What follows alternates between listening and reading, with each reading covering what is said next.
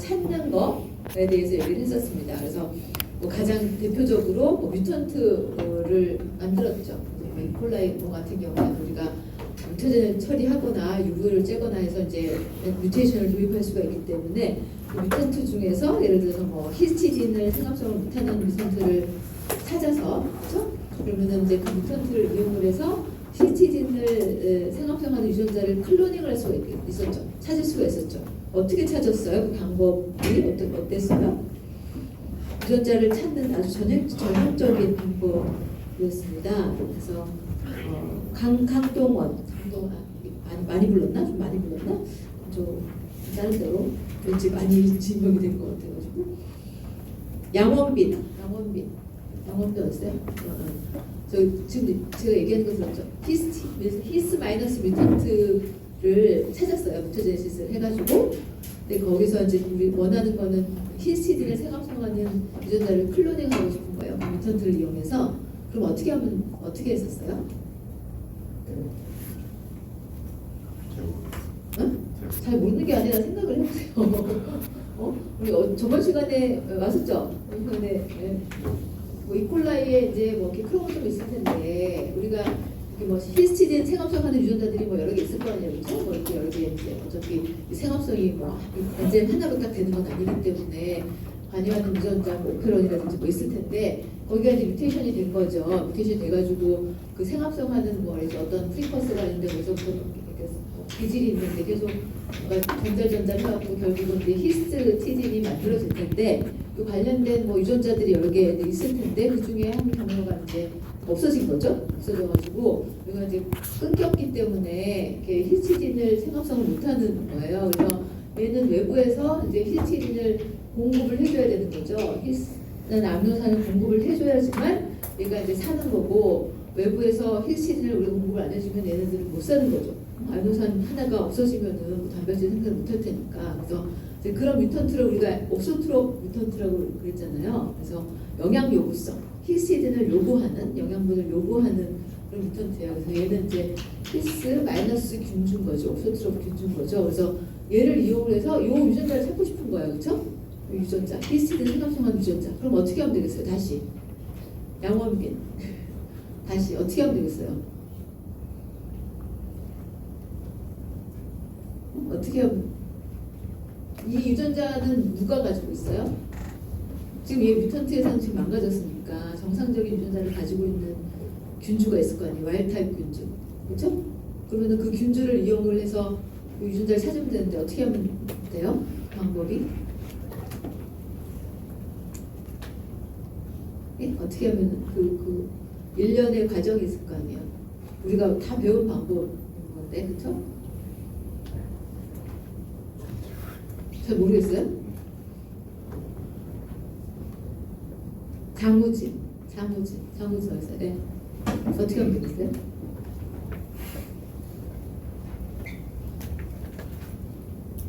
힌트는 저희는 와일드타입에 있다는 거 아니에요, 저희 유전자가. 그러니까 와일드타입에서부터 유전자를 스크리닝하면 되잖아요. 스크리닝하는 방법에 대해서 지금 묻고 있는 건데 어떻게 스크리닝을 해서 저 유전자를 찾을 수가 있나요?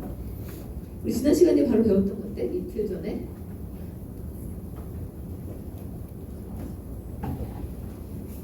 기억이 안 나요? 박서진 어딨어요? 박서진.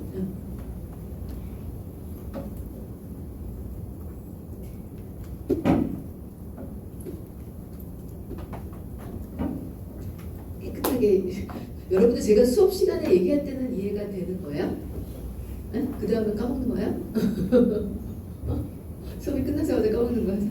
지워버리고 이제 새로운 거를 받아들일 준비를 하는 건가요? 그래서 되게 이렇게 어려운 내용이 아니라서 잘 설명을 나름 했던 것 같은데 우리 한재현, 네, 그러면은 어떻게 찾았어요? 그 유전자를?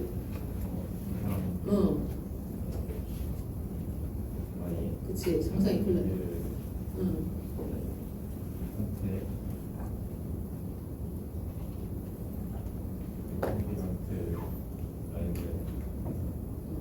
그 정상 뮤턴트에서 뭐를 만들어야 돼요, 일단은?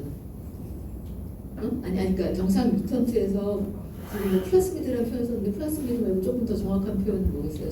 정상 뮤턴트에서 지노믹 DNA를 뽑아서 뭐를 만들어요? 라이브러리를 만들면 돼요. 지노믹 라이브러리, 그렇죠?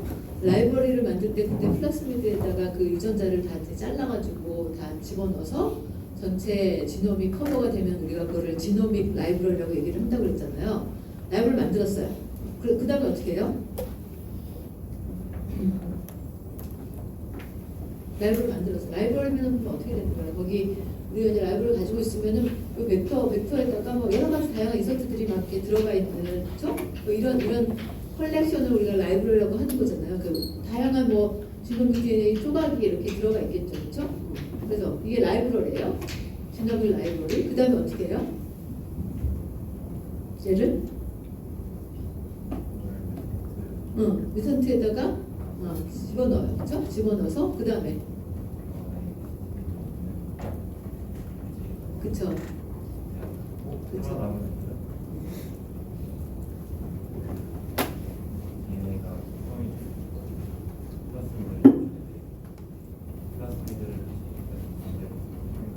네, 그쵸? 그래서 이제 그런 스크린, 그래서 이 라이브러리를 이렇게 넣는 거죠. 그래서 어떤 셀에는 뭐 얘가 들어가고 어떤 셀에는 얘가 들어가고 다 다른 이제 플라스미드가 들어갈 거 아니에요. 근데 이제 운이 좋게 플라스미드가 여기 이렇게 들어왔는데 이게 바로 망가진 유전자다. 라고 하면은 이제 이거를 보완을 해주잖아요. 그래서 이제 이거를 컴플리멘테이션, 보완해주는 컴플리멘테이션을 통한 우리가 스크리닝이라고 얘기를 했었습니다. 그래서 그렇게 되면은 얘는 히스티딘이 없는 배지에서도 살 수가 있는 거죠.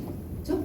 원래는 다 못 살았는데 이 플라스미드에 있는 유전자 덕분에 살 수가 있는 거잖아요. 그러면은 이 유전자가 뭐예요? 히스티딘 생합성에 관한 유전자를 이 플라스미드에 포함하고 있는 거잖아요. 그렇죠? 그래서 우리가 이제 진을 찾은 거죠.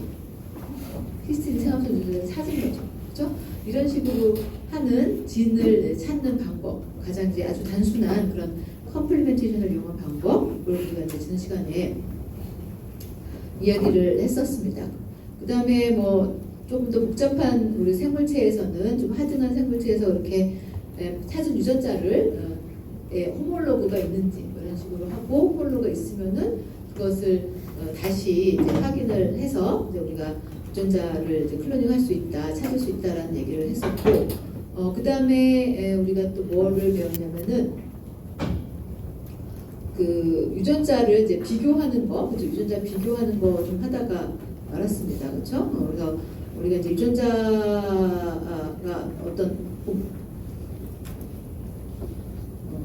그래서 어떤 특정한 유전자가 뭐 있는지 없는지 이런 것들을 이제 우리가 뭐 아니면 뭐 질병과 관련된 유전자를 진단을 할 때 어떤 유전자 검사를 통해서 우리가 여러 가지를 이제 할 수가 있다라고 얘기를 했었고, 그래서 뭐 질병과 관련된 유전자 경우에 어떤 뮤테이션이 일어나고 우리 옛날에 뭐 온코진, 그렇죠, 튜머 서프레서진 이런 거 배웠잖아요. 그래서 그런 것들은 너무 잘 알고 있기 때문에 뭐 그런 게 있으면은 뭐 암에 발생할 확률이 높아요 이렇게 진단을 할 수가 있는데, 그렇지 않고 어떤 진 같은 경우, 어떤 유전병 같은 경우에는 이제 유전자가 잘 안 밝혀 있는데 대신 어떤 마커 같은 걸 이용을 해서 우리가 대충 뭐 이렇게 진단을 할 수가 있다고 그랬잖아요. 기억이 나시죠? 그래서 이제 마커는 어떤 뭐 진과 우리가 타겟으로 하는 유전자와 링크가 되어 있는 그런 시퀀스를 우리가 마커라고 하는데, 마커 중에 우리가 얘기했던 게 뭐가 있었어요? RFLP라는 게 있었죠. RFLP가 뭐였었죠? 전민재. RFLP가 뭐죠? 트립선, 프레그먼트, 렌스, 폴리머. 몰피즘이죠. 그걸 조금 더 설명을 해보세요. 그게 어떤 의미예요? RFLP라는 게? 그 유전자에다가 제한요소를 해서 이거를 자른 다음에 그거 제한요소에 잘라진 부분의 길이를 비교를 해가지고 마커가 없어서 그 제한요소가 안 잘라지면 길이가 길어지고, 마커가 있어서 제한요소 때문에 잘라지면 길이가 짧아지니까 그거를 비교를 해가지고 마커가 있는지 없는지 찾아낸 거고. 결국은 사실 RFLP도 어떤 시퀀스의 베리에이션인 거잖아요, 그렇죠? 어디 뭐 엔자임 사이트가 워낙에는 뭐 있었는데 뭐 여기 뮤테이션 시퀀스 뉴클레오타이드 하나가 변하면 없을 수도 있고 그래서 어떤 시퀀스의 어떤 베리에이션에 대한 뭐 마커 중에 하나인 거죠. RFLT라는 게. 그래서 여기를 프로브로 하면은 얘는 요 짧은 거고 얘는 긴 게 디텍션이 되니까 이런 것들이 어떤 우리가 보고자 하는 뭐 질병과 연관이 되어 있다라고 하면 이게 이제 마커로 쓰는 거고 뭐 질병하고 관련이 안 되어 있어도 우리가 마커로 쓸 수가 있는 거고 스닙은 뭐였어요? 스닙 SMP는 뭐였죠? SMP 건도염 SMP가 뭐였죠? 건도염 어딨어요? 화장실 갔어요. 김기석 어딨어요? 김기석 어딨어요? 김기석 없어요? 왜 출석 체크 안 했지? 김기석 없어요? 김기석 스님이 뭐였죠? SMP가? 뭐의 약자였어요?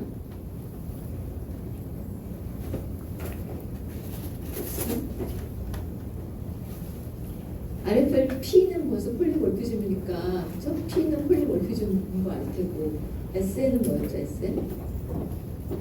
간단한 거 싱글 뉴클레오타이드 그냥 뭐 뉴클레오타이드 시퀀스 하나가 다른 거예요. 그렇죠? 여러분들 뭐 인간이면 사실 대부분의 유전자가 공통으로 가지고 있는데 시퀀스를 하나씩 들여다보면 조금씩 다르잖아요. 이제 그 다른 어떤 시퀀스를 우리가 그냥 스닙이라고 얘기를 합니다. 근데 이제 어떤 스닙은 뭐 마커로 쓸 수 있는 스닙이 있고 아닌 스닙도 많이 더 많겠죠 사실은. 뭐 이런 게 있습니다. 그래서 이제 이런 것들을 가지고서 우리가 뭐 유전자를 뭐 이렇게 진단을 하고 찾을 때 사용할 수 있다 이런 얘기를 했었고,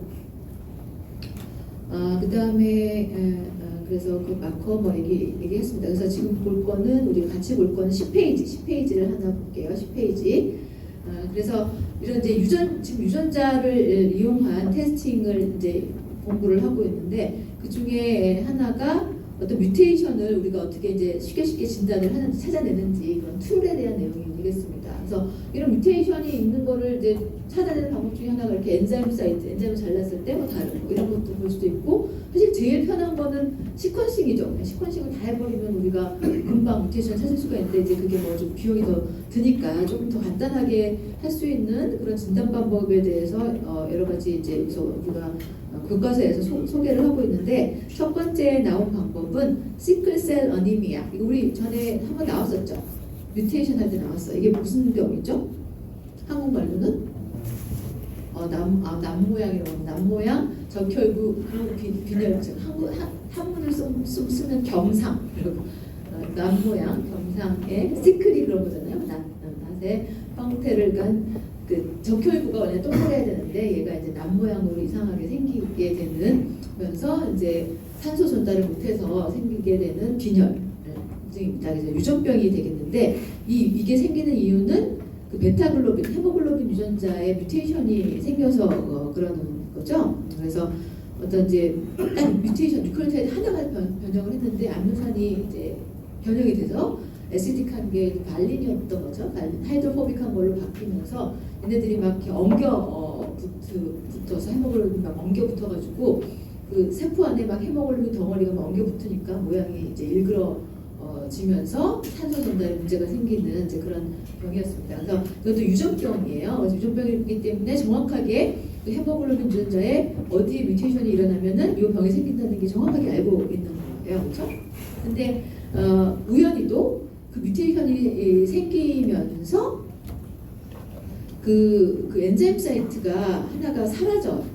그럴 수 있겠죠, 그렇죠? 엔자임 사이트가 딱 있는데 그 뮤테이션 뉴클레오타이드가 하나 변하면서 엔자임 사이트가 사라진 거예요. 요 질병 같은 경우에는. 그래서 여러분 이제 그 다 보고 계시죠? 거기 보면은 노멀한 베타글로빈 알릴 같은 경우에는 어떤 특정한 엔자임 사이트로 잘랐을 때 이렇게 세 개가 이렇게 사이트가 있는데, 그렇죠? 그 중간에 있는 게 그 시클셀 어니미아가 그 뮤테이션이 있는 그런 환자 같은 경우에는 중간에 있는 엔자임 사이트가 사라져 버린 거죠. 그렇죠? 그러면은 이거를 여러분들이 이제 이 부위를 어차피 지nom들이 너무 기니까 이걸 다 분석을 할 수가 없고 딱 그 부위만 보기 위해서 PCR로 딱 그 리전만 딱 PCR을 했어요. 그렇죠? PCR 보이죠? 이렇게 프라이머 2개, 여기서 프라이머를 가지고 딱 그 좁은 위치만 이제 PCR로 앰플리파이를 한 다음에 얘를 어떻게 해요? 엔자임으로 이제 자르는 거죠, 그렇죠? 엔자임으로 잘라요. 그 화살표가 되어 있는 엔자임으로 자르면 와일드 타입 같은 경우에는 몇 조각이 나요? 4조각이 나죠. 뮤턴트는 몇 조각이 나요? 3조각이 나요. 그래서 이거를 어떻게 하면 돼요? 정기운동을 하는 거예요, 그렇죠? 정기운동을 해서 딱 스테인을 해보면은 와일드 타입에는 4조각이 나는데 뮤턴트는 이제 3조각이 났죠. 그래서 이걸 보고서 아 이 사람은 SS 시클셀 아니미아 이 유전병을 가지고 있다. 라고 이제 진단을 하는 거가 되겠습니다. 그렇죠? 그래서 이거는 뭐 모든 진단에 쓸 수 있는 방법은 아니고 이거는 딱 뮤테이션된 위치가 하필 딱 엔자임 사이트랑 딱 겹쳤기 때문에 이렇게 이제 간단한 방법을 통해서 진단을 할 수가 있게 됩니다. 이제 특수한 케이스가 되는 거고 그 다음 슬라이드 보시면은 이제 지노타입하고 뭐 지놈을 비교한다라는 거가 나와 있습니다. 그래서 뭐 지노타입, 그러니까 여러 가지 뭐 우리가 비교하고자 하는 개체가 있을 때 얘네들이 얼마나 유전자가 유사한지 이런 것들을 이제 비교하는 방법이에요. 그래서 여러 가지 방법들이 그 슬라이드에 쭉 나와 있죠. 그래서 뭐 하이브리데이션 하는 것도 있고 DNA 시퀀싱 뭐 이게 제일 확실한 방법이 되고 그다음에 우리 앞에서 배웠던 RFLP 같은 것도 사실은 비교에도 쓸 수가 있어요. RFLP가 어떤 특정 RFLP는 어떤 마커로도 사용이 될 수가 있지만 여러 RFLP를 동시에 다 비교를 하게 되면은 어떤 유사 관계를 비교를 할 수가 있겠죠. 그렇죠? RFLP 예를 들어서 뭐 20개를 한꺼번에 다 비교를 한다라고 하면은 굉장히 시퀀스가 비슷한 사람들 같은 경우에는 RFLP 패턴이 거의 비슷할 텐데 굉장히 뭐 사람하고 원숭이하고 했을 때는 굉장히 RFLP가 다를 수 있겠죠. 그렇죠? 그런 걸 통해서 연관관계를 볼 수가 있다라는 겁니다. 그렇죠? 그런 것도 있고 AFLP라고 해서 뭔가 패시얼로 앰플리파이 해가지고 그 패턴을 비교를 하는 것도 있고 특정한 스님 몇 개를 찾아가지고 뭐 10개, 20개 해가지고 이제 비교하는 경우도 있고 그래서 이런 다양한 방법을 통해서 연관관계를 이제 비교를 할 수가 있습니다. 그래서 처음부터 먼저 보시면 Hybridization of DNA from two different species 이렇게 되어 있습니다. 이거는 아주 러프하게 DNA를 뽑는 거예요. 그 사람 DNA, 뭐 원숭이 DNA 이렇게 뽑아요. 뽑은 다음에 얘네들을 하이브리데이션 해요. 그죠? 이렇게 서로 이제 이렇게 하이브리데이션 우리 잘 알죠? 베이스 페어링을 시킵니다. 그러면은 뭐 연관관계가 굉장히 높다. 똑같은 사람의 DNA를 뭐 두 세포에서 뽑아가지고 DNA를 뽑아가지고 하이브리데이션 하면은 뭐 100% 일치하잖아요. 그러면은 굉장히 잘 붙겠죠. 잘 붙게 되면은 그 멜팅 템퍼러처가 어떻게 되겠어요? 멜팅 템퍼러처를 여기서는 뭐 녹는 점이 아니라 뭐예요? 디내추레이션 되는 템퍼러처를 얘기를 하죠. 그러면은 디내추레이션 템퍼러처가 어떻게 되겠어요? 연관관계 굉장히 높으면 높겠어요, 낮겠어요? 높죠. 그렇죠? 높으면은 이 두 DNA는 굉장히 연관이 높다라고 할 수가 있는 거고 완전히 연관관계 굉장히 적은 거다. 사람 DNA랑 뭐 이콜라이 DNA를 뽑아가지고 합의를 했다. 그러면 뭐 굉장히 안 붙겠죠. 그러면 멜팅 템퍼러처가 엄청 낮을 거 아니에요. 그렇죠? 그러면은 연관관계가 굉장히 적다. 이런 식으로 아주 러프하지만 연관관계를 이제 볼 수 있는 그런 테크닉이 되겠습니다. 그렇죠? 그 다음에 뭐 보다 좀 정확한 게 바로 DNA 시퀀싱이겠죠. DNA 시퀀싱. 그래서 가장 뭐 좋으려면 그냥 홀 지놈 시퀀싱을 다 해버리면 제일 빠르겠죠. 전체 뭐 지놈 다 시퀀싱을 해봐갖고 뉴클리오타이드가 몇 개가 다른지 뭐 이런 걸 딱 보면 제일 좋긴 할 텐데 이제 그게 비용이 좀 드니까 그래도 조금 뭐 다는 안 하더라도 일부 DNA 시퀀싱을 해갖고 그걸 비교해서 상관관계를 보는 이런 것들이 사실 굉장히 연구하는 사람들이 많이 쓰는 방법 중에 하나가 되겠습니다. 그래서 만약에 굉장히 좀 연관관계가 좀 떨어진 그런 종이다라고 할 때는 아무래도 이볼루션이 천천히 일어나는 좀 약간 보존이 된 그런 리전을 비교를 해야 되겠죠. 그렇지 않아요? 아니면 그렇지 않고 굉장히 이볼루션이 빨리 일어나는 그 DNA 조각을 하면은 연관관계를 찾을 수가 없죠. 너무나 다르니까. 그래서 보통 이제 이런 거 뭐 박테리아의 어떤 종 같은 거 비교하고 막 이럴 때 많이 쓰는 게 그 16S rRNA, 라이보소말 RNA 시퀀싱 이런 게 종 분류할 때 굉장히 많이 쓰이거든요. 걔네들은 어느 정도 이제 보존이 되어 있지만 다른 종 사이에는 시퀀스가 충분히 다르기 때문에 어떤 조언 같은 걸 분류할 때는 좀 보존이 되어 있는 이제 그런 시퀀스를 좀 분석을 해가지고 연관관계를 분석을 하게 됩니다. 그러니까 전체 DNA 시퀀싱 하면 좋긴 하겠죠. 너무 비싸니까 좀 아주 짧은 그 시퀀스만 PCR 해가지고 시퀀싱해서 그걸 가지고 우리가 연관관계를 분석할 때 쓸 수가 있습니다. 그 다음에 within a single species, 예를 들어서 뭐 사람 사이의 연관관계를 좀 보고 싶다. 뭐 아시아인하고 유럽인하고 막 이렇게 이제 보고 싶다라고 할 때 같은 경우에는 우리가 그냥 뭐 RNA, 라이보솜 RNA 그 시퀀스를 하면은 거의 100% 똑같아요. 근데 우리가 비교를 할 수가 없어요. 얼마나 다른 사람인지. 그래서 이 경우에는 좀 빨리 좀 진화가 일어난 그 DNA 부위를 쓰는 게 좋겠죠. 그래서 이때 쓰는 게 마이토콘드리얼 DNA입니다. 그렇죠? 그래서 여러분 이제 핵에도 DNA가 있지만 마이토콘드리아에도 DNA가 있는 거 아시죠? 그렇죠? 그래서 워낙에 우리 이제 진화적으로 그 마이토콘드리아는 박테리아가 그렇죠? 박테리아가 뭔가 호흡을 할 수 있는 박테리아가 그 우리 원시의 유캐리오틱 셀하고 서로 안으로 들어오면서 이제 마이토콘드리아로 진화했다라는 이제 썰이 아주 이제 잘 알려진 썰이 되겠습니다. 그래서 어떻게 보면 이제 고대의 어떤 박테리아의 지놈이 사실 마이토콘드리아 안에 들어있기는 한 거죠. 근데 이제 그 마이토콘드리아의 그 유전자가 굉장히 이제 빨리 이제 리볼루션을 해서 뮤테이션이 계속 도입이 되고 있기 때문에 그 시퀀스를 비교를 해보면은 그 사람 사이에 이제 연관관계, 같은 종 사이의 연관관계를 좀 파악하는데 도움을 받을 수가 있습니다. 그렇죠? 그래서 시퀀싱 정보를 통해서 어떤 이제 지노타입을 비교하는 이런 게 가능하고, 그다음에 우리 이제 앞에서 배웠던 RFLP예요. 그렇죠? RFLP의 어떤 패턴을 가지고서 우리가 비교를 할 수가 있는 거죠. 그래서 저번에는 그냥 RFLP 뭐 하나를 얘기를 했지만 이렇게 뭐 크로모솜이 뭐 인간의 크로모솜이 다 여러 개가 있고 여러 개가 있는데 그 중에 뭐 몇 개 뭐 리전을 우리가 선택을 하는 거죠. 뭐 이렇게 선택을 해가지고 뭐 요 RFLP, 요 RFLP, 요 RFLP 이렇게 볼 수가 있잖아요. 그렇죠? 볼 수가 있는데 만약에 뭐 100% 같은 사람이면은 요 길이 똑같은 길이를 가지고 있겠죠. 가지고 있는데 약간 시퀀스가 조금 다른 사람은 요게 없다. 그렇죠? 요 엔자임 사이트가 뮤테이션이 되어서 사라졌다라고 하면은 요 예를 들어서 0.5kb 대신에 이 사람은 1kb 이렇게 찍힐 수도 있고, 그렇죠?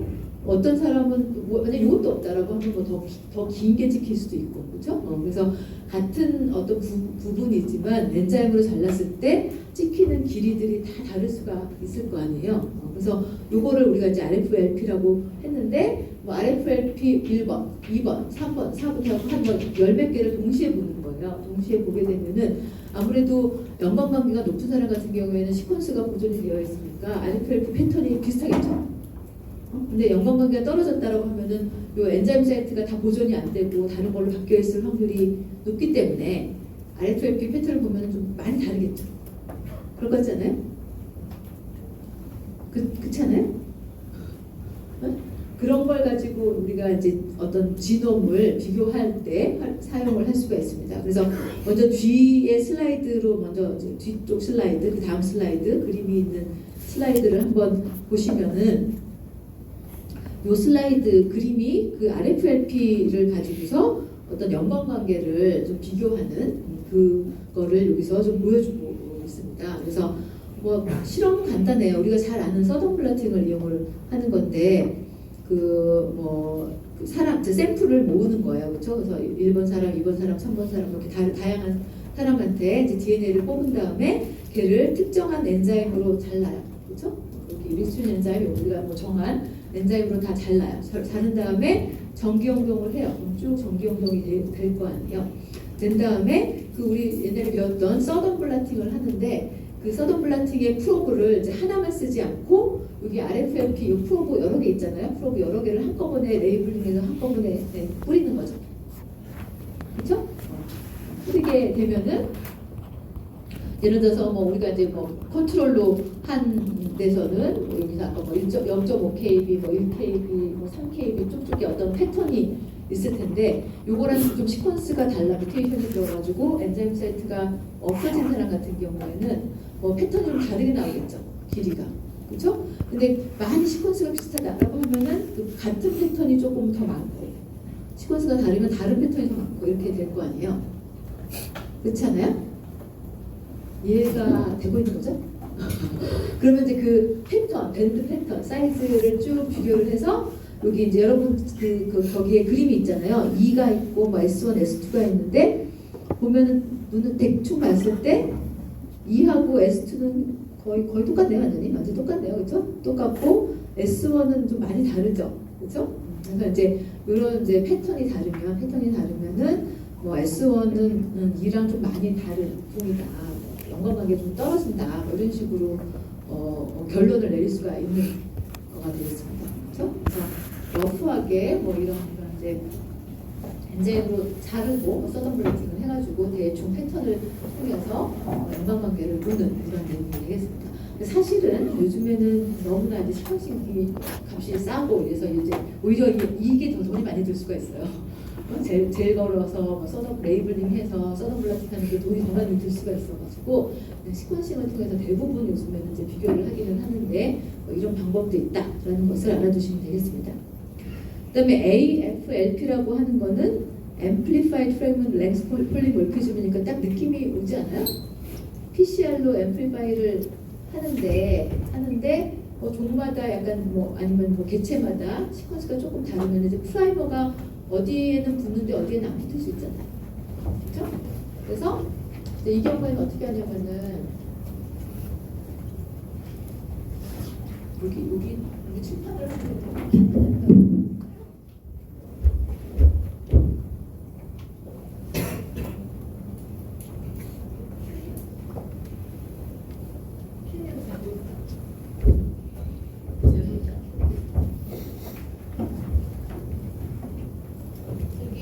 DNA가 어디 있어요? 구멍아지 DNA 있을 거 아니에요? 근데 프라이머를 랜덤하게 디자인을 하는 거예요. 시퀀스는 이제 알고 있다고 치면은 그래서 프라이머 여기랑 디자인을 하고 파란색 여기랑 디자인을 하고 노란색으로 디자인을 한 거예요. 그래서 이제 레퍼런스 시퀀스를 가지고 그러면은 우리는 PC랑 이렇게 DNA랑 0.5K나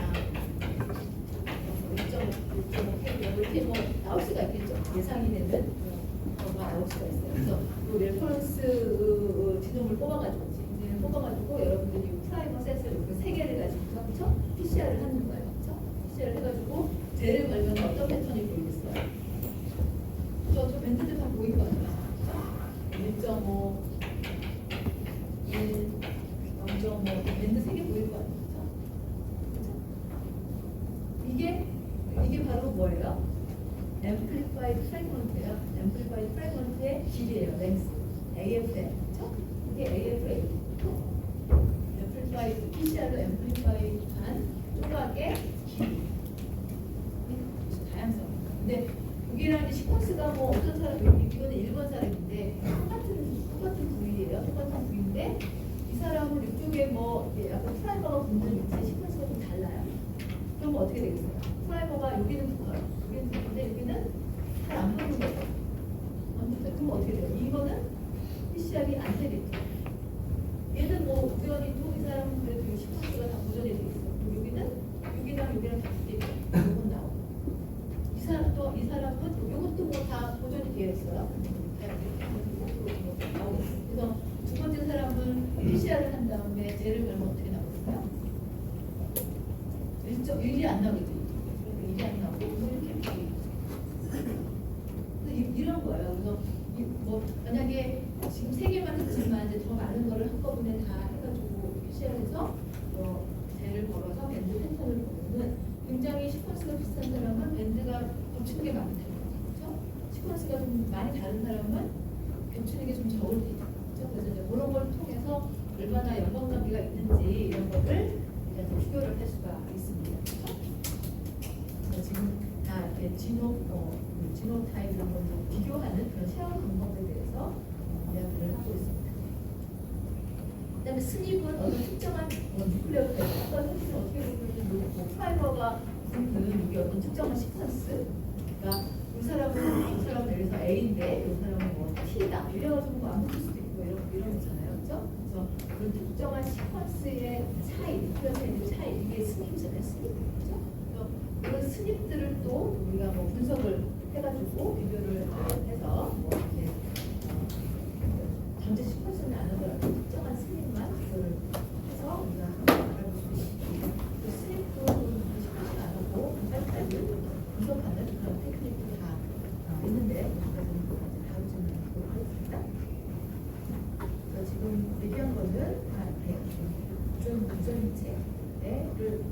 비교하는 그런 방법이 되겠습니다. 그 다음에 13페이지. 안 보니까 너무 답답하죠? 13페이지 질문 뭐예요? DNA 핑거프린팅. DNA 핑거프린팅 여러분 많이 들어봤죠? 그렇죠? 그래서 여러분 손에 다 지문이 있듯이 여러분 DNA에도 이제 지문이 있다는 거죠. 그래서 DNA 패턴이 다 다르기 때문에 어떤 뭐 사람에서 나온 DNA인지 이런 것들을 분석하는 것이 가능한데 DNA 핑거프린팅 이 테크닉을 할 때 쓰고 있는 목이 아프다. DNA 핑거프린팅을 할 때 쓰는 그 분석하는 DNA 부위는 반복 서열이 있는 그런 부위예요. 리피터티브 시퀀스가 있는 그런 크로모솜의 그런 부위인데 그런 것들을 우리가 세털라이트 DNA라고 얘기합니다. 세털라이트이 뭐죠? 위성 DNA. 그러니까 뭔가 우리가 흔히 말하는 유전자, 진이라고 하는 유전 부위가 아니에요. 뭔가 기능을 하는 부위가 아니라 굉장히 반복적인 짧은 서열들이 막 반복되는 그런 리전이 있는데 약간 정크 같은 그런 부위인데 사람들마다 그 반복되는 대수가 다른 거예요. 그 반복 서열은 똑같은데 그리고 이제 그 반복되는 서열의 앞뒤 시퀀스는 똑같은 거죠. 앞뒤 시퀀스 똑같기 때문에 반복이 몇 번이 되어 있는지 이제 그걸 가지고서 비교 분석하는 게 DNA 핑거프린팅이 되겠습니다. 그래서 이런 세틀라이트 DNA가 뭐 여러 종류가 있기 때문에 여러 종류를 한꺼번에 다 분석을 하는 거죠. 그래서 여기 이제 여러분 그 슬라이드 거기 보시면 자료에 보시면은 뭐 A번 사람, B번 사람이 있는데 그렇죠? 거기에 여기서는 이제 특정한 하나의 세틀라이트 DNA 부분을 딱 보여주고 있습니다. 그래서 여기 이제 약간 주황색으로 반복되는 그 개수가 보이죠. 그래서 어차피 그 우리가 상동 염색체잖아요. 상동 염색체이기 때문에 똑같은 그 세틀라이트 DNA도 두 카피가 있어요. 두 카피가 있는데 그 두 카피가 좀 한 사람이라도 그 반복되는 개수가 다를 수가 있는 거죠. 그렇죠? 그래서 A번 사람은 뭐 우리가 이제 연두색 그 프라이머로 우리가 PCR을 떴을 때 A번 사람은 그 리전에서 반복되는 게 지금 한 얼릴에서는 7번, 그렇죠? 하나에서는 이제 9번 이렇게 반복이 되고 있고 B번 사람은 하나에서는 7번, 하나에서는 5번 이렇게 반복이 되고 있잖아요. 그래서 이거를 만약에 이제 PCR을 한 다음에 쟤를 보면은 그렇게 이제 다른 밴드 패턴이 나오겠죠. 그렇죠? 근데 굉장히 이제 뭐 연관관계가 있는 사람이다. 뭐 자식이다. 뭐 아빠하고 자식이다라고 하면은 그 패턴이 굉장히 유사할 확률이 높겠죠. 이제 유전자를 물려받았으니까. 그래서 이거는 지금 하나의 어떤 그 세틀라이트 DNA에 대한 패턴을 보여주고 있는데 이거를 하나를 하지 않고 여러 개를 한 10개, 열 몇 개를 같이 한꺼번에 다 분석하는 거예요. 그러면은 그 패턴들을 우리가 이제 밴드 패턴들을 볼 수가 있을 텐데 그 패턴의 어떤 유사도에 따라서 이 사람이 얼마나 연관관계가 있는지 없는지 이런 것들을 이제 판단하는 것이 가능하겠죠. 그렇죠? 그래서 그런 이제 이런 그 세틀라이트 DNA의 반복 서열이 몇 개 있는지 개수의 차이에 따라서 우리가 이제 DNA 핑거프린팅을 통해서 DNA 타이핑을 할 수가 있는데 이게 사용되는 그런 용도를 그 다음 슬라이드에서 보여주고 있습니다. 일단 처음에 사례가 포렌식 DNA 타이핑. 그렇죠? 뭐 범죄 현장에서 DNA를 채취를 해가지고 이런 핑거프린팅을 해가지고 의심되는 사람하고 이제 비교를 해서 매칭이 되면은 이 사람이 뭐 범인이다 뭐 이런 식으로 이제 할 수가 있는 거고 그다음에 이제 뭐 그다음 나오는 게 그 엄마 아빠 그리고 친자 뭐 테스트 이런 걸 하잖아요. 그래서 친자 테스트를 할 때도 마찬가지로 이제 핑거프린팅을 통해서 우리가 테스트를 할 수가 있습니다. 그래서 옆에 그 그림에 보시면은 그 우리 지금 몇 페이지 보고 있냐? 14페이지 보고 있어요. 14페이지 보고 있는데 거기 이제 옆에 젤 그림이 보이죠? 한 거 보는데 핑거프린팅한 패턴을 보고 있는 거예요. 그래서 이제 엄마의 핑거프린팅 패턴이 보이는 거고, 그러니까 이거는 이제 여러 개의 어떤 세틀라이트 DNA 리전을 한꺼번에 다 분석을 한 거라고 보시면 돼요. 그렇죠? 그다음에 이제 그 아이 확실한 아이에 이제 보이는데 겹치는 것들이 좀 보이죠. 그렇죠? 그다음에 얼리지드 파더가 있어. 아빠일 것 같은 사람. 그렇죠? 이 사람 이제 엄청나게 이제 가쁜데 이 사람이 내 아버지 이제 주장을 하는 거죠. 이제 그 사람의 이제 DNA를 해가지고 검사를 뭐 드라마에 많이 나오잖아요. 이렇게 이제 이렇게 해서 분석을 했더니 오른쪽 같이 나왔어요. 그러면 여러분들은 결론은 어떻게 될 것 같아요? 아버지다 아니다. 네?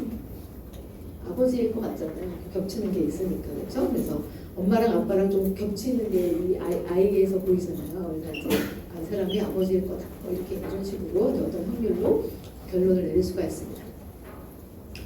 그다음에 뭔가 이제 오래된 뭐 유해, 뭔가 좀 아직 누군지 모르는 그런 유해가 발굴이 됐을 때 이런 것들을 뭐 아이디 할 때도 이런 DNA 핑거프린팅, DNA 타이핑이 사용이 될 수가 있고, 아니면 뭐 고고학, 뭐 보존학, 뭐 이렇게 우리 뭐 생태 보존할 때 얼마나 이제 이 멸종 위기에 있는 짐승들 뭐 이런 거 추적하고 뭐 이런 거 할 때도 이런 DNA 타이핑 같은 것들이 활용이 될 수가 있습니다. 그다음에 거기 슬라이드에 그 조금만 뭐 포스터 있죠. 살인의 추억. 굉장히 옛날 그 저 영화인데 혹시 본 사람 있어요? 본 사람 있어요? 무슨 내용이었어요? 그치.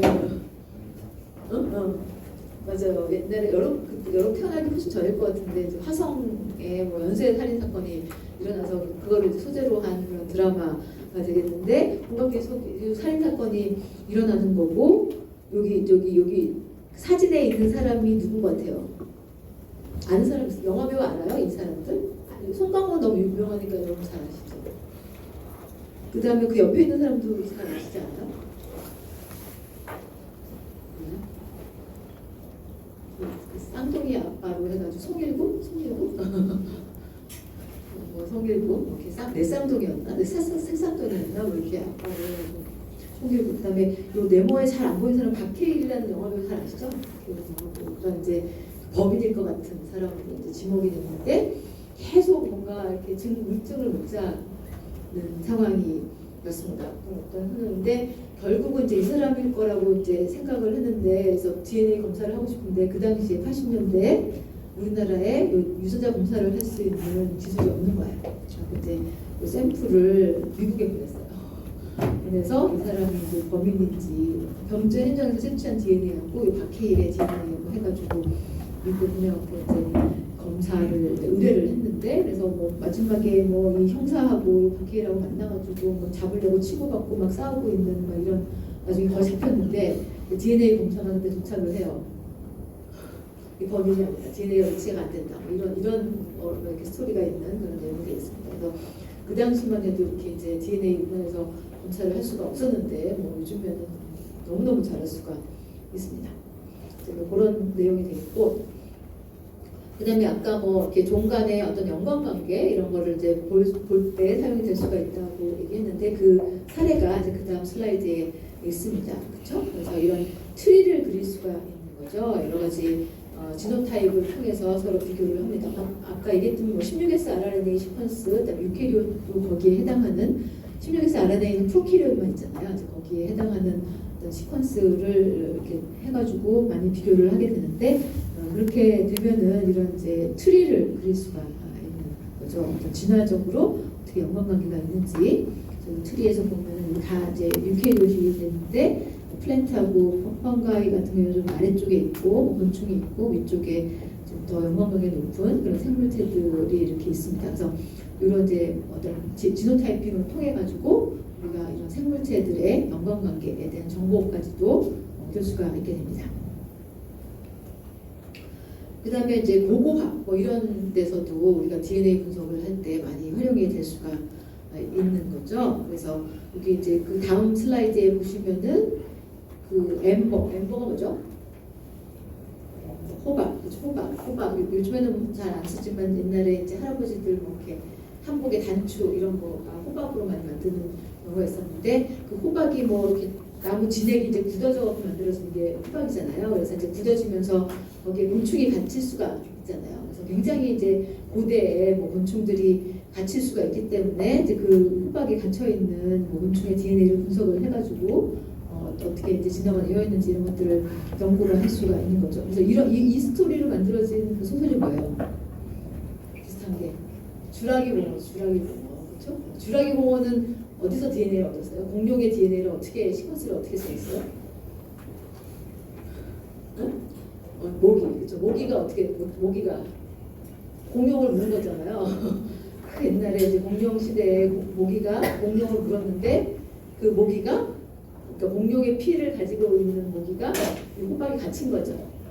그래갖고 이제 그 모기의 피에 있는 공룡의 DNA를 시퀀싱을 해가지고 그 시퀀스로부터 이제 공룡을 만들어내는 그게 이제 주라기 공원의 이야기죠. 그래서 중간 중간에 이제 뭐 미싱되는 거는 뭐 그 동물 다른 어떤 유사한 동물에서부터 어떤 되게 무슨 동물 기억이 안 나는데 뭔가 어디였어요? 기억나요? 미싱된 이렇게 영화를 보면은 거기서 막 어떻게 해서 주라기 공원이 탄생했는지 막 설명해주는 과학자가 설명해주는 그런 장면이 있는데 거기서 뭐 애니메이션 같이 해서 나오는데 뭐 그래서 중간에 파충류겠죠. 어떤 파충류에서 그죠? 그래서 패칭을 해가지고 이제 이렇게 해서 주라기 공원 탄생시키는 건데 실제적으로 사실 요즘에도 이런 연구를 하고 있어요. 그래서 뭐 최근에 나왔던 것 같은데 고대 어떤 맘모스 알죠? 코끼리 조상벌들이 굉장히 이제 큰 그 맘모스를 다시 복원시키는 그 DNA를 다 가지고 정보를 가지고서 맘모스를 이제 복원시키는 그런 뭐 이렇게 연구도 해서 회사를 차려갖고 엄청나게 투자를 받아가지고 지금 미국에서 왜 그런지 모르겠지만 다시 주라기 공원을 만들려고 하는 건지는 모르겠지만 이제 그런 것들이 사람들의 어떤 상상력을 뭐 자극을 해서 그런지 그 회사가 엄청나게 투자를 받아서 지금 잘 나가고 있습니다. 고대에 이제 멸종된 생물을 다시 이제 DNA를 가지고 복원시키는 뭐 이런 것도 지금 사람들이 실제적으로 하고 있는 그런 분야가 되겠습니다. 그다음에 뼈나 뭐 이 같은 경우에는 DNA가 좀 오랫동안 남아있기 때문에 거기서부터 DNA를 추출을 해가지고 옛날에 어떤 뭐 지금의 생명체랑은 어떤 유전자가 어떻게 다른지 뭐 이런 걸 연구하고 있는 것들이 많이 진행이 되고 있습니다. 그다음에 이제 아까 얘기했지만 조금 연관관계 높은 사람, 뭐 종 같은 경우에는 마이토콘드리아 DNA 분석이 좀 도움이 된다고 그랬잖아요. 그래서 이제 마이토콘드리아 DNA를 분석을 해가지고 뭐그 네안데르탈린 뭐 이런 것들 이제 분석한 그런 사례들을 소개를 하고 있습니다. 그래서 여러분들 뭐 옛날 역사 배울 때 인간의 어떤 조상, 이렇게 제일 먼저 나오는 게 뭐예요? 오스트랄로피테쿠스, 호모 에렉투스 이렇게 이제 나오는데 거기서 그것 중에 네안데르탈린이 이제 등장을 하잖아요. 그래서 네안데르탈린 같은 경우에는 뭐 이렇게 뭐 동쪽 유럽 뭐 이런 데 살았던 굉장히 이제 오래전에 살았던 그런 생명체가 되는데 인간이랑 되게 두개골도 비슷하고 하긴 하는데 마이토콘드리아 DNA 검사를 해봤더니 현재의 인간하고는 연관관계가 없다. 그런 이제 판명이 있어요. 그래서 우리의 조상은 안 살다가 이렇게 멸종을 하고 우리는 다른 호모사피엔스 그래서 유래한 거다. 이런 것들도 이제 우리가 보고학 같은 걸 할 때도 이런 DNA 정보가 굉장히 유용하게 사용이 될 수가 있습니다. 그 다음 페이지에 보시면은 그래서 이제 마이토콘드리아 DNA 타이핑이 뭐 이런 굉장히 가까운 뭐 인간은 굉장히 비슷하잖아요. DNA를 분석하면 거의 비슷할 텐데 마이토콘드리아 DNA 타이핑을 통해서 연관관계 이런 거를 분석하는 데 많이 사용될 수 있다라고 소개를 하고 있고 어디에 쓰이는지 몇 가지 사례를 보여주고 있습니다. 그래서 마이토콘드리아 DNA는 여러분 잘 알다시피 엄마로부터 유래를 해요. 그렇죠? 왜 그래요? 왜 그래요? 왜 여러분들의 마이토콘드리아 DNA는 아빠께 아니에요? 왜 엄마 거예요?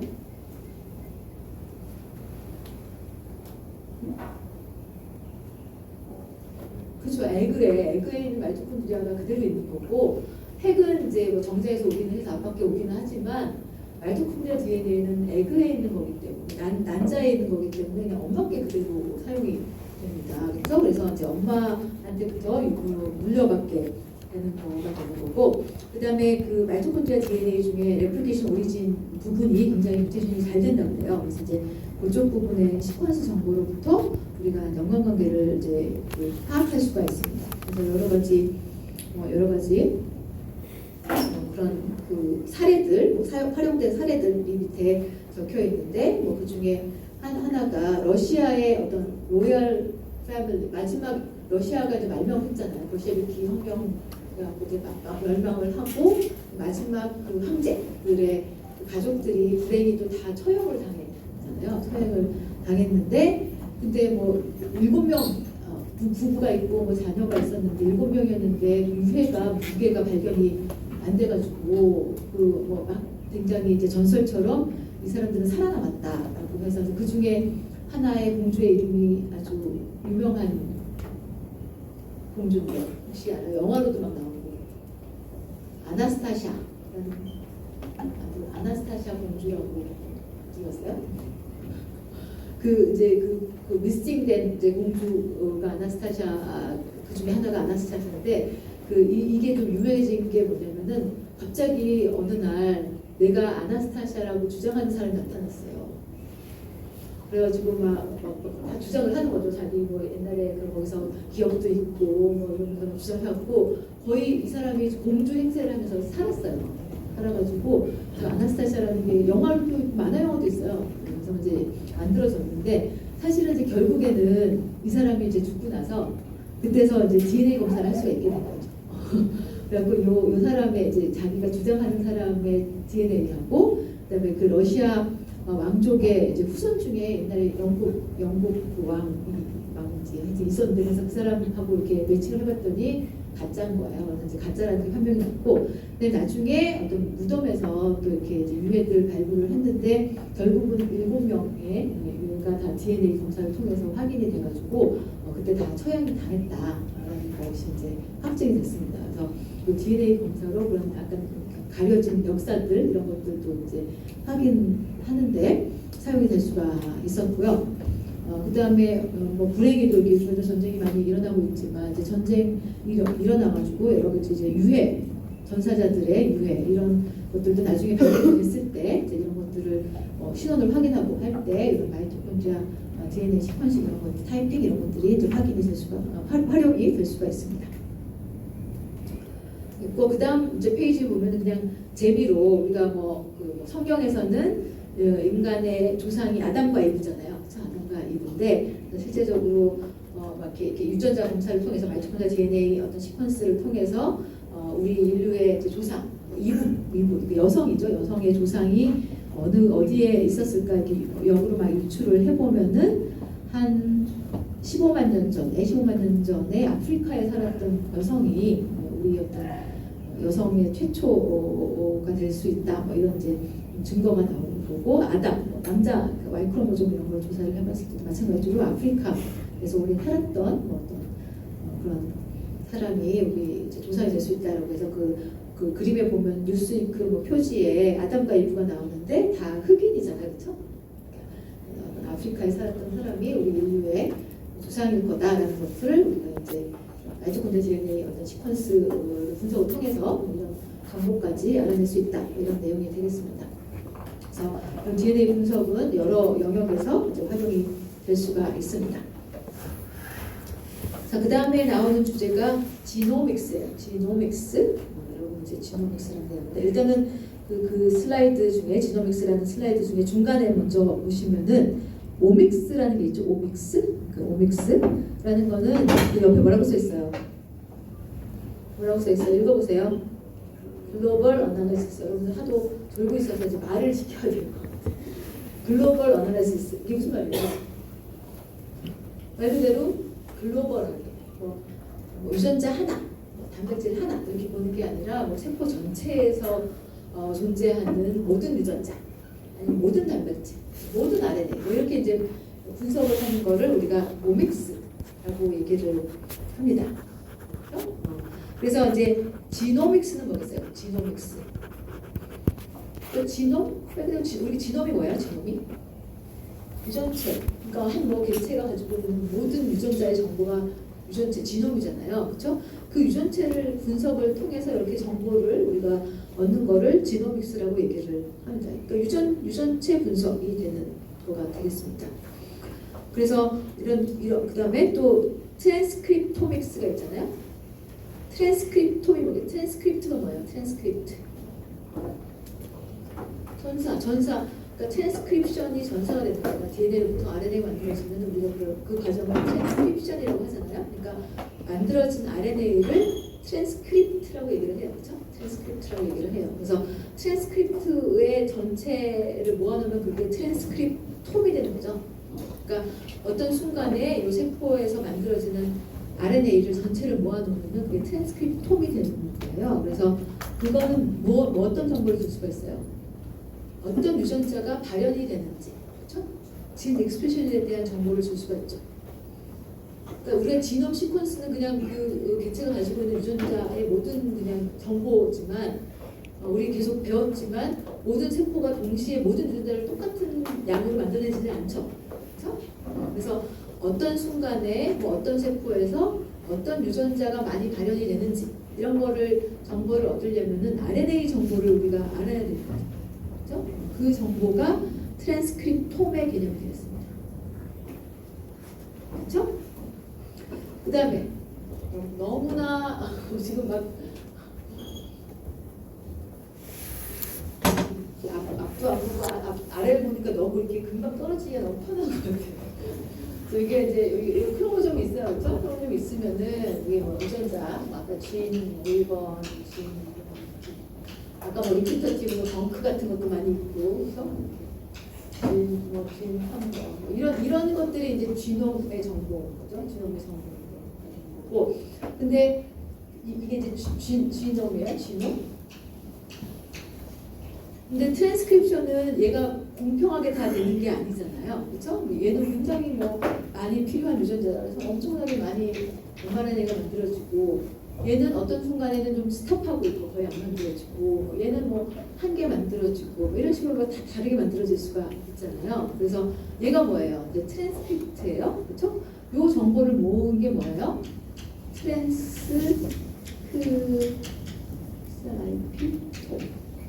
이 되는 거죠. RNA의 정보. 그렇죠? 그 다음에 여기 RNA가 다 만들어졌다고 할 때 그 다음에 얘가 이제 뭐가 돼요? 단백질이 되는 거죠. 단백질이 되는데 그 경우에 따라서는 이거 만들어진 만큼 막 단백질이 막 많이 만들어질 수도 있고 아니면 뭔가 트랜슬레이션이 뭔가 좀 저해가 돼서 덜 만들어질 수도 있고 그럼 얘는 이만큼 있으니까 얘도 뭐 어느 정도 만들어졌겠죠? 세모 단백질 이렇게 얘는 뭐예요? 단백질이잖아요. 단백질을 이제 프로틴? 그러니까 얘는 뭐겠어요? 프로테옴, 그렇죠?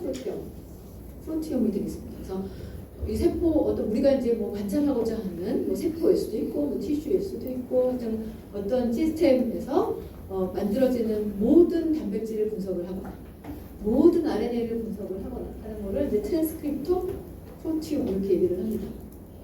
그다음에 이제 세포 대사 과정에서 스몰 몰레큘들이 많이 생기잖아요. 메타볼라이트, 그렇죠? 여러 가지 뭐 당들도 있고, 아미노산도 있고, 유리산도 있고, 뭐 이런 것들이 막 생기잖아요, 그렇죠? 걔네들을 다 분석하는 거를 뭐라고 그래요?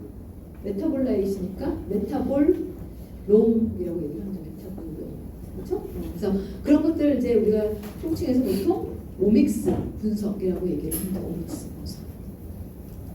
되시겠죠? 그래서 이제 이런 유전자, 뭐 특히 트랜스크립톰 뭐 이런 거 유전자 어떤 특정한 유전자가 있는지 뭐 이런 거를 이제 검사할 때 한두 개를 보는 거는 우리 뭐 PCR을 하든지 뭐 이렇게 하면 되잖아요. 근데 그렇지 않고 여러 개, 뭐 수천 개 뭐 이런 거를 한꺼번에 이제 봐야 되니까 뭔가 하이트루풋으로 분석할 수 있는 어떤 도구들이 필요할 거 아니에요, 그렇죠? 그래서 그때 사용할 수 있는 것 중에 하나가 그 위에 이제 있는 진칩 또는 DNA 마이크로어레이라는 것들이 사용이 됩니다. 진칩은 느낌이 딱 오죠. 조그만 칩인데 거기에 유전자를 박아놓은 거예요, 그렇죠? 그다음에 걔네들을 굉장히 촘촘하게 이렇게 어레이해서 박아놨기 때문에 이거를 마이크로 어레이라고 얘기를 합니다, 그렇죠? 그래서 굉장히 작은 글래스나 뭐 실리콘 이런 표면에다가 DNA를 아주 이렇게 딱 일정한 간격으로 이렇게 딱 박아놓은 이런 것들을 우리가 진칩, 뭐 DNA 마이크로어레이라고 얘기를 합니다, 그렇죠? 근데 여기에 이제 부착시킬 수 있는 거는 보면은 프래그먼트 오브 DNA라고 되어 있어요. 그래서 DNA 뭐 조각을 뭐 PCR 해서 500 베이스 페어 이렇게 해서 붙일 수도 있고, 아니면 올리고 뉴클레오타이드 더 짧은 거, 열 몇 개짜리 뭐 이렇게 짧은 거를 이제 합성을 해서 유기 합성을 해서 이렇게 붙일 수도 있고. 그래서 이제 근데 그 DNA 시퀀스는 어떤 유전자에 굉장히 특이적인 그러니까 거기에 진칩에 붙어 있는 어떤 하나의 시퀀스는 특정한 유전자를 대표할 수 있는. 그러니까 뭐냐, 예를 들어서 뭐 진칩이라는 건 그냥 말 그대로 그냥 조금만 요 칩에다가 DNA를 막 이렇게 박아놓은 거예요. 이렇게 박아놓은 거고. 근데 여기에는 이제 어떻게 다른 시퀀스가 있을 텐데, 요 시퀀스는 특정한 유전자에만 굉장히 이제 특이적인 이렇게 붙을 수 있는 시퀀스가 하이브리션 할 수 있는 그런 걸 붙여놓는 거예요. 예를 들어서 뭐 경우에 따라서 워낙에 이제 DNA 사이즈가 크니까 여기에 일부 시퀀스랑 여기 일부 시퀀스랑 굉장히 비슷할 수 있죠. 근데 요 시퀀스를 여기다 붙여놓으면은 얘도 붙고 얘도 붙을 거 아니에요. 그러니까 이게 뭐 1번 유전자인지 2번 유전자인지 우리가 파악하기가 되게 어려울 테니까 이제 그런 건 안 되고, 굉장히 유전자에 스페시픽하게 존재하는 그런 시퀀스를 다 컴퓨터로 이렇게 분석을 해가지고 그 시퀀스를 하나씩 이렇게 박아놓으면은 이게 이제 진칩 DNA 마이크로 어레이라고 이제 얘기를 하게 됩니다. 그러면 이제 이런 진칩을 어떻게 쓰느냐라는 게 이제 그 다음 슬라이드에 나오게 되는데, 이거는 이제 각각의 유전자가 어떤 특정한 유전자를 대표한다고 보시면 돼요. 그래서 이제 제일 흔히 많이 쓰는 것 중에 하나가 뭐 어플리케이션 오브 진칩 보는데 뭐 스페시픽 얼릴의 분석, 그다음에 디지즈의 진단, 그다음에 mRNA 익스프레션의 분석 뭐 이렇게 나와 있잖아요. 그래서 그 밑에 있는 것 같은 경우에는 어떤 이 진칩은 굉장히 셋이 굉장히 작아요. 16개밖에 없어요. 조그만 미니 진칩인데 여기에는 이제 특정한 16개의 얼릴들을 딱 박아놓은 거죠. 박아놔가지고 어떤 사람한테 1번, 2번 사람한테 이제 뭐 DNA를 뽑아가지고 하이브리션 했을 때 어느 얼릴을 가지고 있는지를 그냥 하이브리션 패턴을 통해서 보는 거예요. 이것도 뭐 하나하나 해도 되지만 이거만 한 번 뿌리면 16개, 최소한 16개에 대해서 동시 분석을 할 수 있으니까 뭐 하이트로프로트라고는 할 수 없지만 그래도 좀 시간을 좀 세이브할 수가 있는 거가 되겠죠. 이제 보다 많이 쓰이는 방법은 아까 위에 봤지만 mRNA 익스프레션 패턴을 볼 때 이 진칩을 이제 많이 사용을 하게 되는데, 그때는 여기에 그 그림에 있듯이 굉장히 많은 이제 유전자를 박아놓는 거예요. 박아놓는 거고, 그다음에 발현이 어떻게 되는지를, 그래서 뭐 그냥 정상적인 세포가 있고, 아니면 이게 이제 캔서 세포가 있다, 암세포가 있다. 근데 이제 암세포에서 뭐 유전자가 뭐가 많이 발현이 되는지, 아니면 암세포에서 어떤 유전자가 발현이 덜 되는지 뭐 이런 걸 분석하고 싶다, 이렇게 생각할 수 있잖아요. 그러면 어떻게 하면 되냐면은 여기서 mRNA를 다 뽑는 거죠. 뽑고 여기도 뽑아야죠. mRNA를 뽑아요. 뽑은 다음에 우리가 뭐 잘 아는 뭐 cDNA 만드는 방법이 얘기했었잖아요. cDNA를 만들어요. cDNA를 만들면서 여기에다가 이제 레이블링을 하는 거죠. DNA에다가 이렇게 형광으로 레이블링을 합니다. 얘는 뭐 다른 형광으로 레이블링을 하는 거죠. 그 다음에 근데 이거는 mRNA에서 왔으니까 뭐 와일드타입에서 많이 만들어지는 mRNA, 여기는 캔서에서 뭐 많이 만들어지는 mRNA, 이런 것들이 좀 다르게 레이블링이 되거든요. 그래서 얘를 동시에 요 마이크로 어레이에다가 하이브리션 해요. 이건 똑같아요. 어차피 하이브리션 원리는 똑같아요. 호몰로고스한 시퀀스가 달라붙는 거가 되겠습니다. 그래서 얘는 1번 진이고 얘는 2번 진이고 3번 진이고 무슨 진인지 다 알아요. 이 위치가. 그래서 얘를 동시에 붙였는데 얘랑 뭐 거의 정상세포나 암세포나 요 RNA는 1번 유전자는 발현이 비슷해요. 그럼 어떻게 되겠어요? 요 노란 형광, 파란 형광이 뭐 1대1로 붙는다 라는 게 되는 거고, 만약에 2번 유전자는 정상세포에서 거의 발현이 안 되는데 암세포에서 엄청나게 발현된다. 그럼 어떻게 되겠어요? 우리는 완전히 파랗게 보이겠죠? 그렇죠? 반대로 암세포는 발현이 안 된다. 그럼 얘는 뭐 노랗게 보이겠죠? 이런 식으로 모든 여기에 붙어있는 유전자에 대해서 우리가 한 번에 모든 유전자가 발현이 어떻게 되는지 그 패턴을 알아낼 수가 있는 거예요. 그렇죠? 그렇죠? 맞아요? 그럼 여기서 분석하는 게 뭐예요? 지놈이에요? 트랜스크립톰이에요? 프로티옴이에요? 여기서 트랜스크립톰을 분석을 하는 거죠. 그렇죠?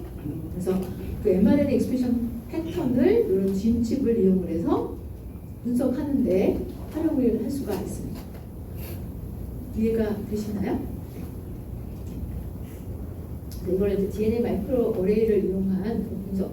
라고 얘기를 합니다. 근데 이제 이것도 처음에 나올 때 엄청나게 획기적이었어요. 옛날에는 우리 뭐 노던 블라팅 배웠잖아요. 우리 노던 블라팅 배웠잖아요. 그래서 뭐 이렇게 mRNA 한 종류 발현 보려면 어떻게 돼요? 젤을 걸어서 그 레이블링을 해서 노던 블라팅을 해가지고 뭐 어떻게 정상세포, 암세포에서 이 발현이 뭐 많아졌는지 줄어드는지 하나씩 봐야 되는 거잖아요. 그래서 만약에 여러분들이 뭐 인간한테 있는 3만 개의 유전자를 보고 싶다라고 하면 노던 블라팅을 3만 번을 해야 되는 거죠.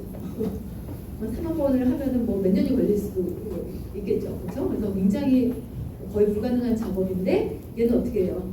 한 번에 신호를 한 번에 다 끝날 수가 있기 때문에 굉장히 획기적으로 이제 시간을 세이브할 수 있는 방법인데 이것만 나올 때만 좀 엄청나게 사실은 정말 센세이셔널하다라고 이제 그래서 한 2000년대 초반 정도에 나왔었는데 근데 이제 요즘에는 이것도 거의 많이 안 써요. 뭘로 하면 돼요? 뭘로 할 수 있을 것 같아요?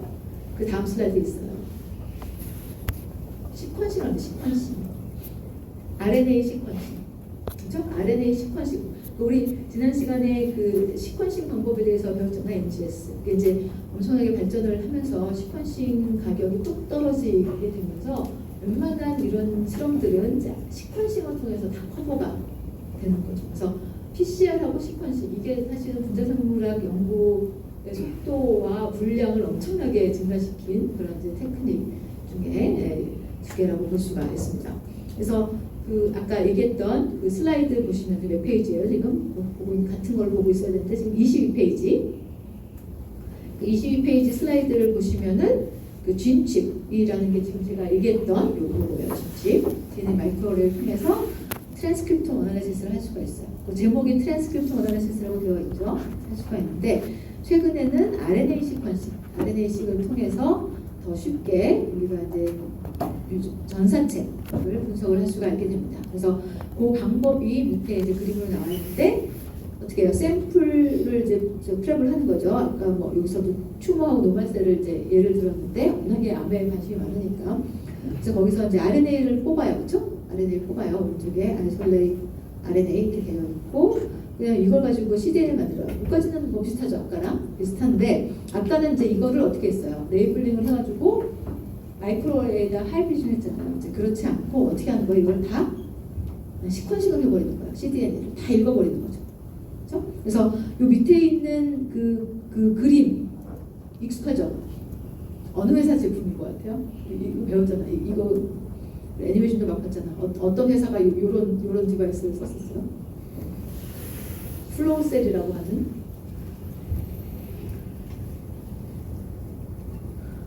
일루미나 시퀀싱이라고 하는 그 리버서블 체인 터미네이터 쓰는 그 시퀀싱 방법에 딸려 있는 뭐 플로우셀이 되겠습니다. 여기다가 이제 DNA를 다 뭐 우리 그때 애니메이션 본 거 어렴풋이 기억은 나죠?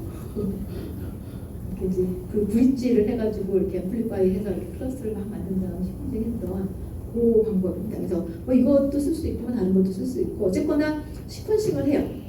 그럼 어떻게 되겠어요? 아까 이제 이런 건데 사실은 지금 이제 첫 번째 방법은 이거를 레이블링을 해가지고 한 건데 지금 어떤 거예요? 이걸 다 CDN을 만든 거죠. CDN을 만든 다음에 시퀀싱을 해버려요.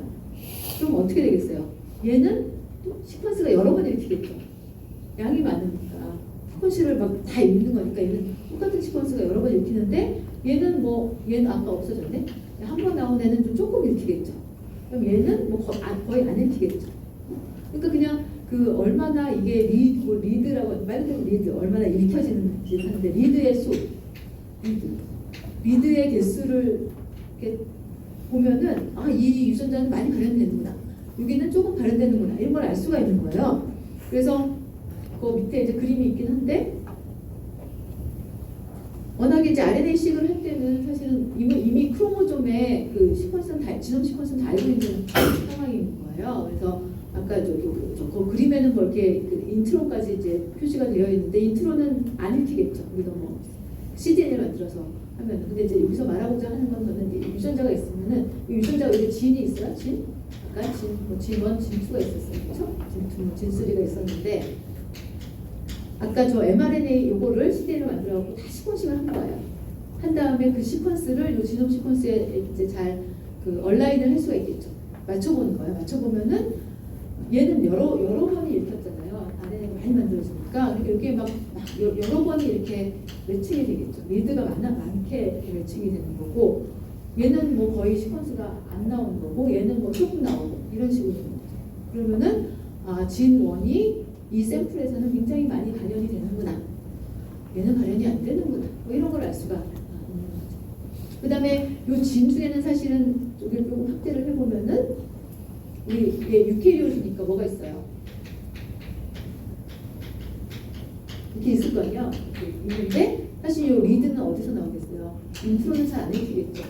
없으니까 이런 게 좀 나와서 대충 뭐 인트로 위치도 대충 뭐 이렇게 이건 정확하게 할 수는 없지만 그래도 뭐 이런 패턴이 보일 거예요, 그렇죠? 그래서 이제 이런 걸 보고서 어떤 유전자가 많이 발현이 되는지, 트랜스크립트가 많이 만들어지는지 이런 것들을 분석을 할 수가 있습니다. 그래서 결론적으로 트랜스크립톰을 분석하는 대표적인 방법 두 가지가 뭐예요? 진취 하나는 RNA-seq. 시험 문제 나오겠죠. 시험 문제 낼게요. 답을 알려주고. 그래서 이런 두 가지 트랜스크립톰 분석하는 대표적인 방법들이 있게 됩니다. 네? 네? 네. NGS는 그냥 시퀀싱 하는 방법이에요. 그렇죠? RNA 시퀀싱은 NGS를 활용하는 여러 가지 여러 가지 목적 중에 하나입니다. 그렇죠? 그래서 NGS를 이용해서 지놈 시퀀싱을 하는 거가 가장 많이 쓰는 되고, 그다음에 RNA를 cDNA에서 만들어서 시퀀싱을 하면은 그거는 RNA-seq이 되는 거고, 또 다른 또 시퀀싱도 있어요. 우리 뭐 되게 많이 하면 싫어하니까 안 하지만 그 단백질에 붙는 단백질이 예를 들어서 질문이 나왔으니까 여러분 이렇게 DNA가 있으면은 단백질이 붙는 데가 있잖아요. 어떤 DNA에 붙는 단백질이 뭐가 있어요? 히스톤도 있고 뭐 전사조절 인자도 있고 뭐 히스톤도 있고 막 있잖아요. 그래서 경우에 따라서는 이 전사조절 인자가 어떤 유전자에 붙는지 이렇게 알고 싶은 수도 있죠. 그러면은 요거를 알려면 어떻게 하냐면은 이 단백질을 이 DNA랑 크로스링크를 시켜요. 크로스링크를 시켜가지고 얘를 이제 쪼갠 다음에 얘를 이제 당겨요. 당기면은 이제 단백질에 붙어 있는 DNA가 우리만 얻을 수가 있는 거죠, 우리가. 이렇게 얻을 수가 있는 거예요. 그래서 다른 이제 DNA 안 붙은 조각은 없고 여기만 얻을 수가 있어요. 그래서 나중에 얘를 이제 없애버린 다음에 얘를 시퀀싱을 해요. 그럼 뭘 할 수가 있어요? 요 전사조절 인자가 결합하는 DNA를 정보를 다 할 수가 있는 거죠. 그래서 이런 것들은 뭐 칩식 이거 몰라도 됩니다. 크로마틴 이뮤노프레시피테이션하고 시퀀싱을 연결하는 거거든요. 그래서 이런 NGS는 뭐 굉장히 다양한 목적으로 쓸 수 있는 아주 제너럴한 시퀀싱 툴인 거고, 그걸 활용하는 뭐 방법들은 여러 가지 어플리케이션이 있는 거죠. 그렇게 이해를 하시면 되겠습니다. 다음 시간에는 이게 고쳐지기를 좀 가려서